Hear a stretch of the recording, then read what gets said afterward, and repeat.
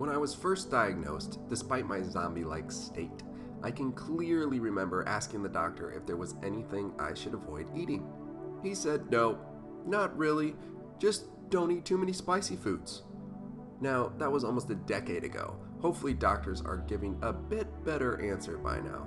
It doesn't take a brainiac to conclude that a disease that is in your GI tract, which is literally the place in your body that handles everything to do with digestion, might be affected by what you eat.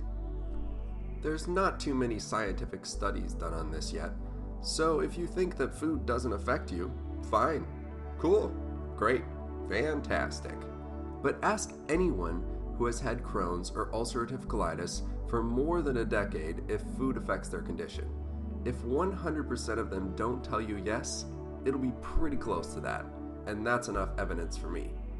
Then there's the opposite side. The people that scream, go vegan, it'll cure you, or paleo will turn you into a god. That's clearly not true either. Some people may be drastically helped by going vegan, others paleo, others SCD, others a mixture of their own design. If you ask me what diet I use, my answer is useless to you. This same diet I use probably won't work on you. However, don't despair. I can give you a few rules of thumb to get you back in food's good graces. Feel free to do your own research. This is just a basic guideline to help get things started. I've included a general list at the end of this video to help at least get you on the right track. First of all, avoid sugar and highly processed foods. This is kind of a no-brainer, but in case you're new to the food scene, here's some things that fall under that list. No fructose corn syrup, weird dyes, or other artificial sweeteners. Fast food, it sucks. Even Subway isn't that great for you, sorry. Soda, deep fried stuff, basically anything you can buy from a fast food joint or a gas station. Also, coffee and caffeine can be an irritant for some.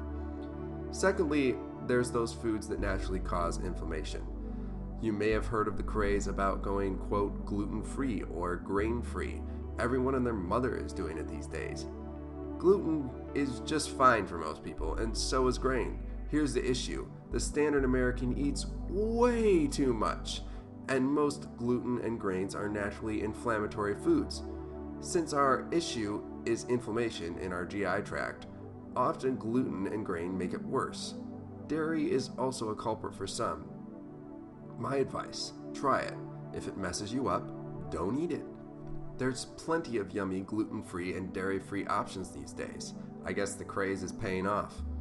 Lastly, inflammation-inducing foods that you may not have thought of. Any vegetable in the nightshade group, tomatoes, peppers, potatoes. Corn can also be an issue for some people, though it's not in that group. Also, some nuts and beans can mess people up, particularly soy.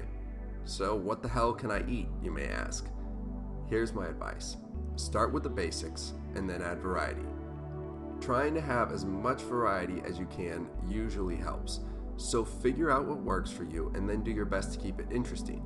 If you're having troubles with veggies, cook or steam them. This will make it easier on your digestive system. For me, I can have grain once in a while, but if I do it every day, I run into trouble. It's the same with many other foods. Then there are some things I just never touch. Soda, for instance. Everyone wants to know if they can still partake in their delicious, intoxicating beverages. Again, try it. Within reason, please. And see, things to keep in mind. Beer is literally straight grain and gluten. Some liquors are gluten-free, some aren't. A simple Google search will clear this up for you. For me, I can't touch beer. I can have a little wine and liquor though. If I drink too much, I run into problems, like pretty much every other human in the world. My hangover equals a huge headache, plus 9 million trips to the bathroom. Lastly, don't go crazy. Eating only 6 different food items is not sustainable. You will eventually crack, binge, and be back to square one. Search for that mixture that you can not only tolerate, but also enjoy.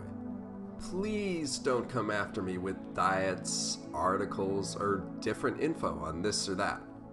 I understand that this is not an exhaustive list, nor one that some people won't argue with. I've simply presented the most basic information that I've gathered from myself, others, and basic nutrition outlines. Here's to a diet of more than just water.